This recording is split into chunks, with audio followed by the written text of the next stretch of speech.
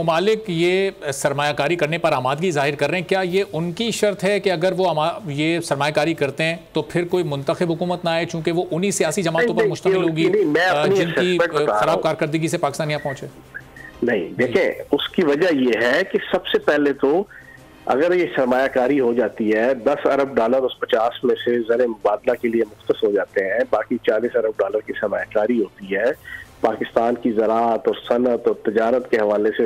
जो एक नक्शा खींचा है आर्मी चीफ की क़यादत में, जो अदारे बने हैं, जो कानून साजी हुई है पाक मईशत की बहाली के हवाले से, अगर वो सही ट्रैक पे चीज़ें चल पड़ती हैं तो कम अज कम अगली जो हुकूमत आएगी वो ये रोना तो नहीं रोएगी कि सब पिछले हम कई 2-3 दहाइयों से देख रहे हैं जो हुकूमत आती है पहले तो वो 3-4 साल पिछली हुकूमत को जनाब मवर्द-ए-इल्ज़ाम ठहराने पे अपना वक्त बसर कर देते हैं कि उन्होंने मुल्क तबाह कर दिया, उन्होंने मुल्क दिवालिया कर दिया, दिवालिया मुल्क हमारे हाथ में आया, मुल्क का सत्यानाश हुआ होता हमारे हाथ में आया, और फिर वो 3 साल अपनी कारकर्दगी पिछड़ों के ऊपर इल्ज़ाम साजी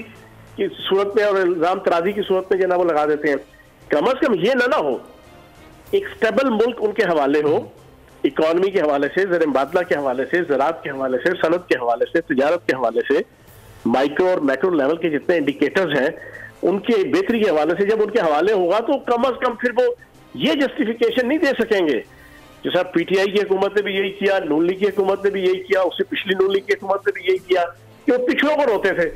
तो जब इकॉनमी अपने पांव पे खड़े होगी और फिर इलेक्शन होके जो हुकूमत आएगी, फिर उसके पास ये चैलेंज होगा कि अब मुल्क को मजीद आगे लेके जाओ, मजीद उसकी इकॉनमी को बेहतर करो, उसके हालात को बेहतर करो। ये रोना है माशी अशारिया फयासा इस वक्त हैं जो खरबों रुपए का इस वक्त पाकिस्तान के ऊपर कर्जा है, आपको लगता है कि ये सब इतना आसान होगा कि ये चंद महीने की बात होगी या इसमें चंद साल लग जाएंगे? फिर देखें, ये मैं तो समझता हूँ कि पाकिस्तान की इकॉनमी को अल्लाह करे ये 50 अरब डॉलर का जो पूरी स्कीम है, ये अल्लाह करे आर्मी चीफ इस पे लगे हुए हैं, अल्लाह उनको सेहत तंदुरुस्ती दे, उनको हिम्मत दे, वो किसी तरीके से अपने टेन्योर के अंदर ये चीजें इनको मटेरियलाइज करवा ले, वरना हालात तो बेड़ा करके। पीटीआई की हुकूमत ने 3.5 सालों में 76% कर्जे लिए हैं पूरे पाकिस्तान के ऊपर। 76 सालों में जितना कर्जा है ना, 76 सालों में, उसमें से 76% 3.5 सालों में। वही सही कसर आपके इस 1.5 साल के अंदर नून लीग ने निकाल दी। उससे पहले ये जो नून लीग और पीपल्स पार्टी इक़्तिदार में रहे, मुल्क के क्या हालात आपके सामने हैं, मुल्क के हालात तो सामने हैं। ज़र मुबादला के लिए हम जनाब आगे पीछे देखते हैं, वो मुल्क जो एटमी ताकत है, वो मुल्क जो ज़री ताकत है, वो मुल्क के जो मादनियात की ताकत है, वो मुल्क के जिसको मेन पावर की कमी कोई नहीं, वो मुल्क के जिसके मेन पावर पूरी दुनिया की इकॉनमीज को चला रहे हैं, यूरोप, अमेरिका, कनाडा, ऑस्ट्रेलिया, बरतानिया, यूएई, सऊदी अरब, वहां की इकॉनमीज को, वहां की सनत को, वहां की तजारत को, वहां की मेडिकल के शोबे को